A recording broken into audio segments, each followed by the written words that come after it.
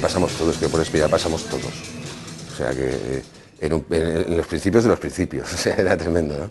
Yo recuerdo eso y además recuerdo pues que siempre que veníamos aquí nos pasábamos varios días aquí, o sea que no voy a entrar en detalles, pero era así. Y esto es cierto que ha pasado en otras épocas, en otras circunstancias y tal, pero no creo que no de la manera tan accesible como aquí, ¿no? A eso jugó también la facilidad con que las drogas recreativas se consumían, ¿no? en aquel tiempo. Entonces había una sustancia aquí que era un psicotrópico que se llamaba mescalina, que era un derivado sintético del peyote, y era pues lo que estaba circulando aquí en Valencia, que además pues solo ocurría aquí. La música, los grupos en directo que traían y sobre todo la fama que más tenía Valencia, que más se conocía, era por la mescalina. Por la mescalina, que era una droga que era lo mejor que había, que todo era felicidad, todo eran amigos, todo era amistad. Ahí no había como hoy en día los niños que se comen pastillas y acaban pero fatal. Porque las drogas se acompañan siempre a través de la música. En los 70, los 60 estaban los hippies, se comían tripis, fumaban marihuana. En los 77 se comían pastillas, con la época del punk, pues se comían anfetamina, se comían esto. Y posiblemente la época dorada de la mescalina, la única época dorada de mescalina fue en los 80.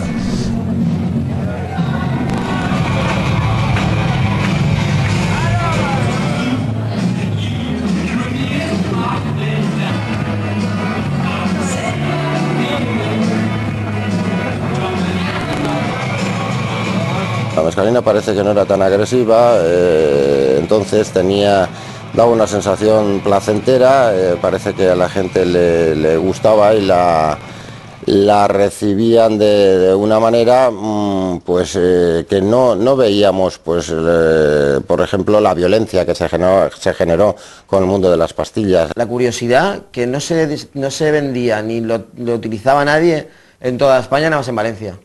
Principalmente yo recuerdo la cosa de las mescalinas, que creo que era el momento mágico, porque es un momento que luego ya no se volvió a repetir.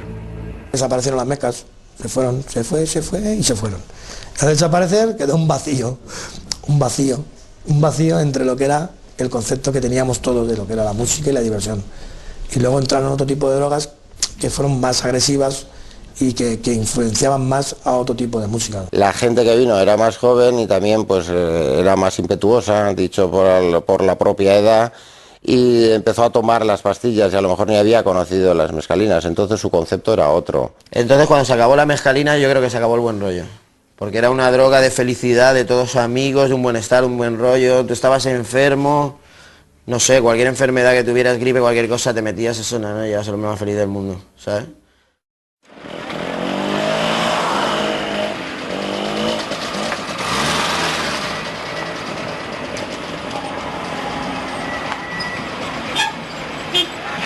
El éxito de Spuk fue porque hubo 2 semanas que cerraron Barraca. Entonces la gente iba a Barraca, estaba cerrado, entonces como les pillaba más o menos de camino, pues se quedaban en Spuk. Nosotros empezamos a pinchar con Juanito el Torpedo, empezamos ahí, hasta que vino ya Fran Linares, que fue la bomba, ¿no? En aquella época fue la bomba. Yo tengo que reconocer que para mí ha sido el mejor DJ que ha pasado por nuestras manos, ¿no? Ha sido el más técnico, cultura musical, que es muy importante, que no es tan solo poner discos, tener cultura musical y saber hacerlo, ¿no? Cuando en Valencia había pocas cabinas que tuvieran mezcladores, pues yo logré que me hicieran uno a mí y tenía yo 2 platos en casa y empecé a pinchar, que realmente en pocas salas en Valencia había 2 platos y mezclador, ¿no? Fue una época que era curioso, que a las 5 de la mañana, como hora límite, se cerraba y abríamos a las 6 de la mañana. No dejaba de ser una pantomima, porque era una situación pues que hasta la propia Guardia Civil la conocía. Pero a la media hora así que no tenía que haber ni música, las luces encendidas, no tenía que haber servirse en barra y la gente se quedaba, la discoteca cerrada de puertas dentro, pero todo apagado, con las luces de limpieza. Entonces hacíamos trampillas, pero yo recuerdo que la gente pegando con los vasos en las barras, sin música y todo, la gente votando, danzando allí. Spuk ha sido una cosa legendaria, le guste a quien no le guste, porque Fran era un monstruo pinchando y venía todo el mundo aquí a oír el final que hacía a las 12 de la mañana con el Ángelus, ¿sabes? Entonces la mezcla que hacía, entonces pues, esas son cosas que la gente yo lo he visto con los pelos de punta. Cuando la sala realmente cogía presión era a las 6-7 de la mañana y durante su mayor vida cerraba pasado el mediodía del sábado.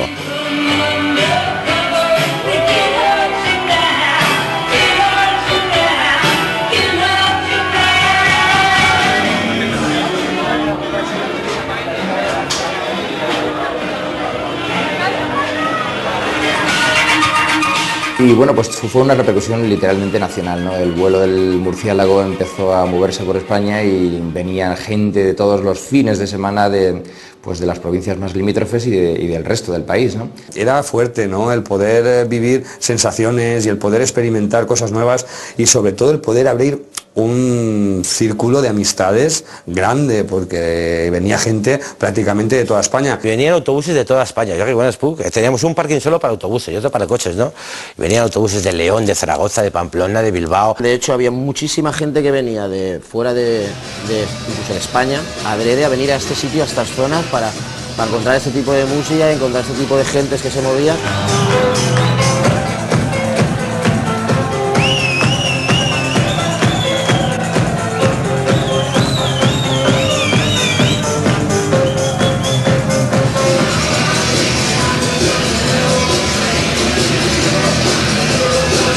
Podías tropezar con un tío de Bilbao, con un mogollón de gente de Cataluña, con un montón de gente de Madrid.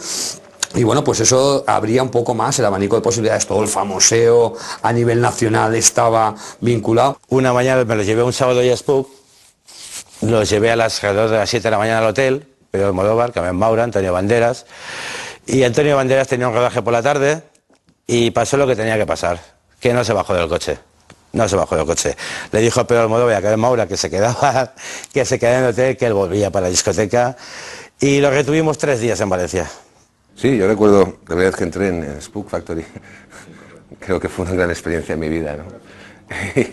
Creo que me parece que nuestro manager de entonces lo metimos en la pista en centro y al cabo de 10 minutos vimos que habían las luces porque se había desmayado, ¿no? El pobre hombre, no le había dado un pelele. Teníamos buenos disc jockeys, nos preocupábamos mucho del hecho de la música, la puesta en escena, el cuidado de la sala era interesante, siempre se procuraba innovar en tecnología, en iluminación, se procuraban traer las cosas más vanguardistas.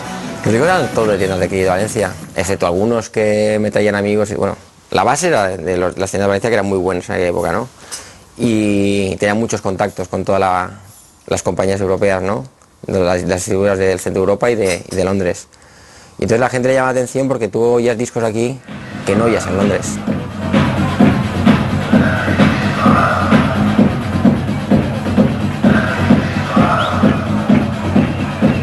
También una cosa muy curiosa con respecto a la música era que la gente se levantaba para ir a las discotecas, ¿no? También se levantaba para ir a discotecas a las 6 de la mañana. Yo recuerdo de muchas chiquitas, chiquitos, ¿sabes? Que venían allí, se cambiaban de ropa y bueno, acudían a la sala, se pintaban, se perifollaban un poquito, ¿no? Y nos salió bien, tuvimos un horario un poquito más amplio en aquella época, se alargó hasta las 10, yo recuerdo los primeros horarios eran 9-10, después ya nos dejaban hasta las 12 y fue lo máximo que hemos conseguido nosotros. Nosotros cerrábamos a las 2 de la mañana, no se me decía nadie, ¿no? E incluso a las 4 a veces, pero eso ya pasó.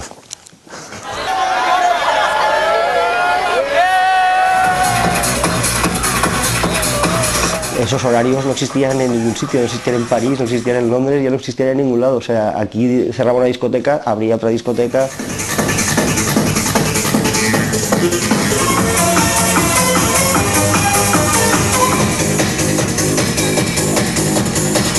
Eso estaba condenado en cuanto a que realmente los que llevaban aquello pronto empezaron a darse cuenta que, bueno, se trataba de un negocio, ¿no?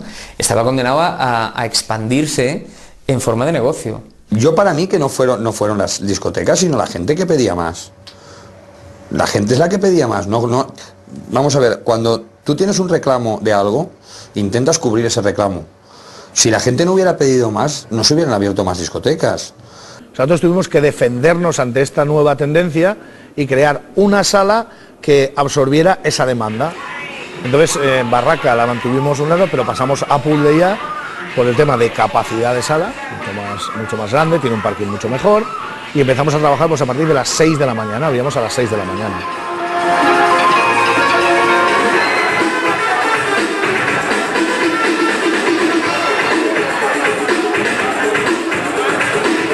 Se puso de moda lo de alargar, pues estar hasta las 9, hasta las 10, hasta las 12. Yo recuerdo sesiones en alguna discoteca, estar en el jardín a las 12 del mediodía con un sol horroroso, que estabas destrozado y triturado y te querías ir a casa, pero quedaba mal, porque se suponía que tenías que aguantar mogollón porque así eras más macho, más enrollado, más guay o estabas más metido en la movida. Era una época también que la guitarra marcaba mucho, ¿no? O sea, grupos como Ramones, Cramp, Sister of Mercy y tal, pues eran los que estaban en auge en ese momento.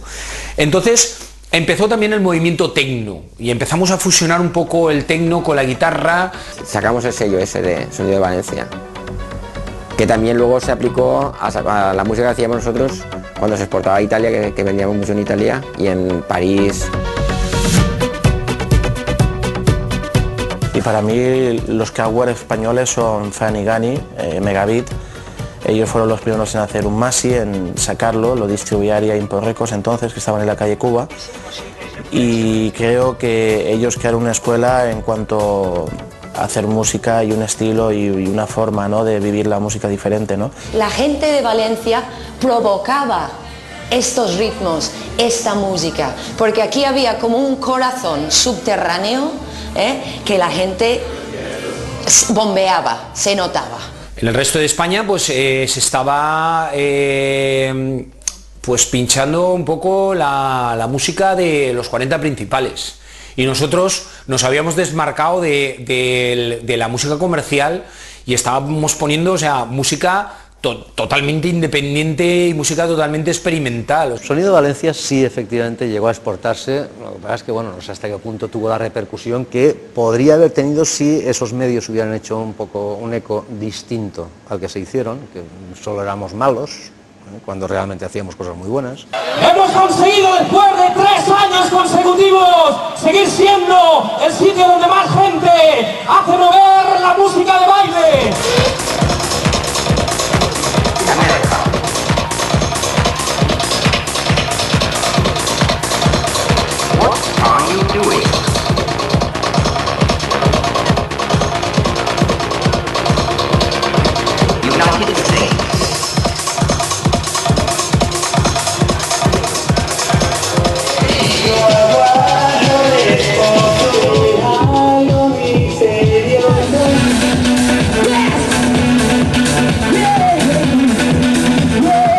A principios de los 90 había más sellos discográficos en Valencia que el resto de España junta, ¿no?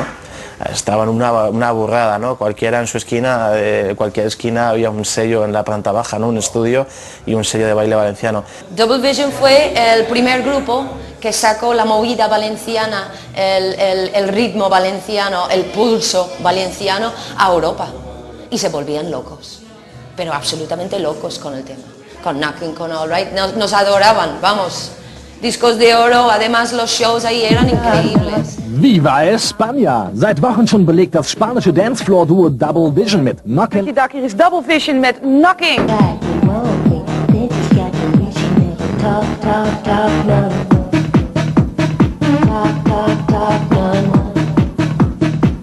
De nieuwe single van Double Vision heet All Right.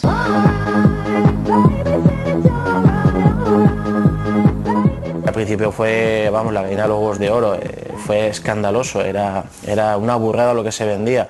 Chimo Bayo creo que fue el artista que más Masis vendió, que creo que está en el libro Guinness, o sea, fue algo espectacular, ¿no? Chimo Bayo sacó un disco que barrió barreras, o sea, barrió fronteras, o sea, se escuchaba hasta en Japón.